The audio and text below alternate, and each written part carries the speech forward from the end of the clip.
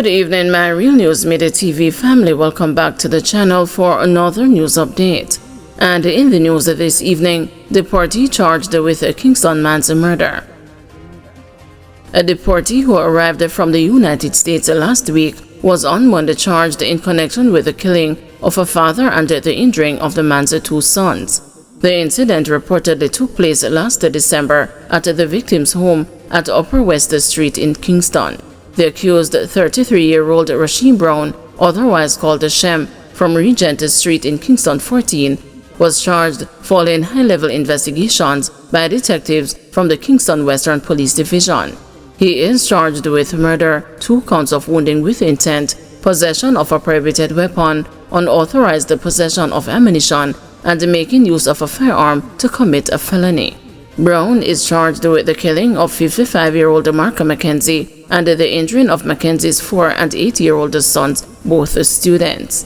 Reports indicated that around 3 a.m., Mackenzie was at home with his 2 sons when several men armed with guns unlocked the door to their 1-bedroom apartment and opened gunfire.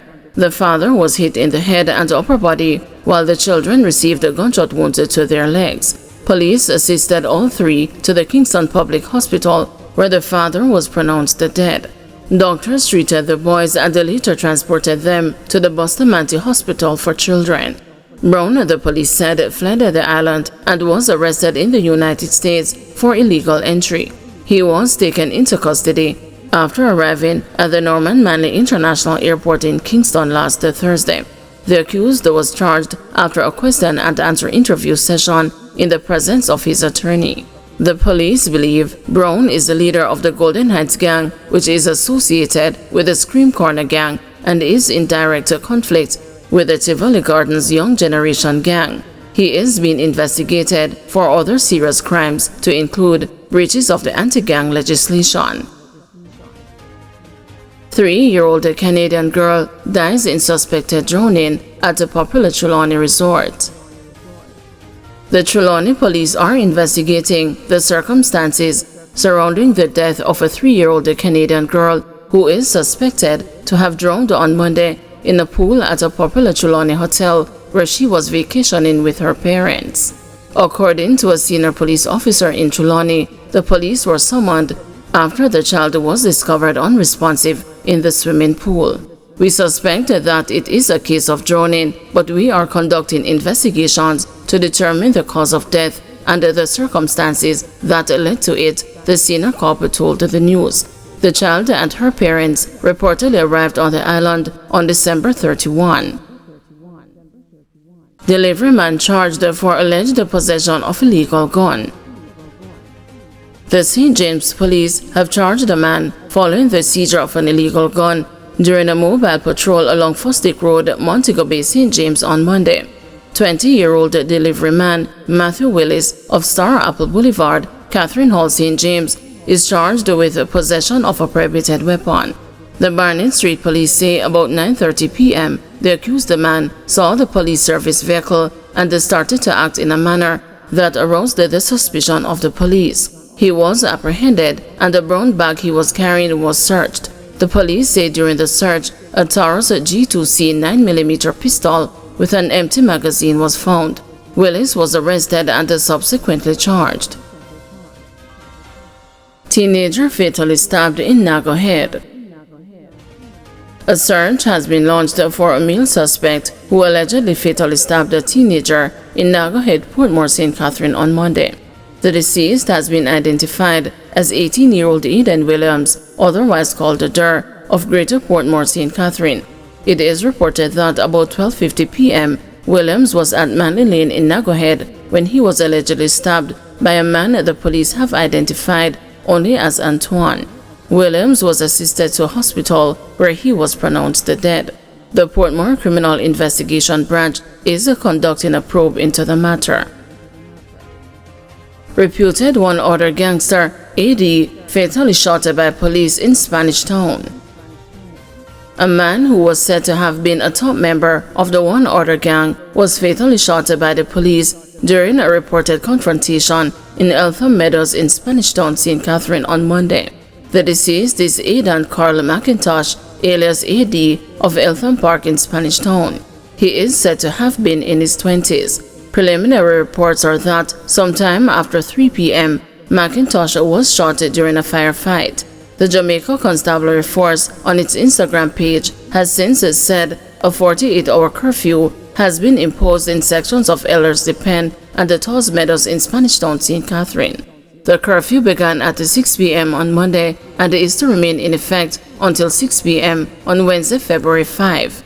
McIntosh was reportedly a close associate of one other gang leader, Othniel Tinkman Laban, who was fatally shot by police during a high-speed chase in the 6 Miles area of St. Andrew on the night of Wednesday, January 22.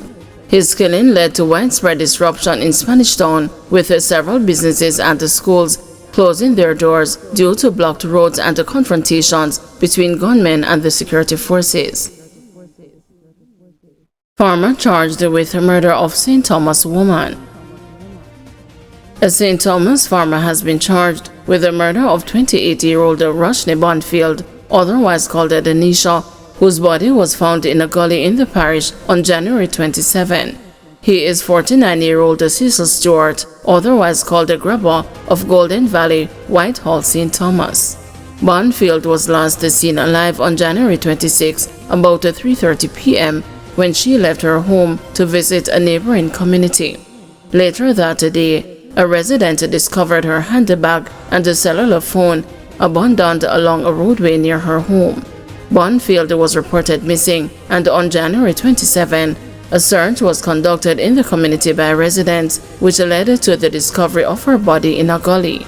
On January 28, Stewart turned himself in, accompanied by his attorney, and reportedly confessed to the crime. He was formally charged with murder on January 30. Crime Officer for St. Thomas, Deputy Superintendent of Police Maxine Bernard, commended the collaborative effort between the police and the community that led to Stewart's arrest and the charge. This swift breakthrough was made possible through the hard work and the diligence of our investigating officers and the concerned residents of Golden Valley. The St. Thomas Police remain committed to ensuring justice for Roshni Bonfield and her loved ones. We encourage anyone with additional information to come forward as we pursue justice for Roshni, she stated. Stewart's court date is being finalized. Mapen cabbies protest alleged harassment by Transport Authority. Taxi operators in Mapen, Clarendon took to the streets this morning in protest of alleged harassment from members of the Transport Authority. The drivers parked their cars along the side of the road in the vicinity of the Mapen Bridge, some waving placards and calling out to the authorities for help. They only resumed the services after rush hour when Mapen Mayor Joel Williams secured a meeting between the Transport Authority and the members of the taxi associations. The meeting is set for noon tomorrow. What is happening here is as a result of extreme pressure being brought on taximen who operate on their route, explained Frederick O'Brien, president of the Veer Taxi Association. They complain about the actions of the authorities in terms of their quickness in summonsing operators for infractions that are minor, where they could have talked with the drivers to make the relationship with the Transport Authority better and more cohesive, he said. One taxi operator explained that it is a one-way street to enter the town, and the members of the Transport Authority waylaid them at a specific point, sanctioning them at will. As soon as we commit a small offense, so we don't have a badge or a shirt, or if the badge start fade out, them ticket we. No discussion, nothing. So that's why we just decide say we now work today. The passenger them have to just suffer cause we tired of it, reasoned another driver, adding that they are already being affected by the addition of Jamaica Urban Transit Company buses to their routes. Mayor Williams, who said he just happened to be driving by the protest and stopped, requested the midday meeting after hearing the operators' arguments. Based on what I've heard, I've called the managing director of the Transport Authority, and he is prepared to meet them here at 12 o'clock to hear their concerns and to see how best we can resolve those issues, he said. Because if you look, there is hardly any route that has any cars out here, he marveled, noting that it appeared that some 200 operators had turned out for the protest. Thank you everyone for watching. See you tomorrow morning at 6 a.m. for another news update.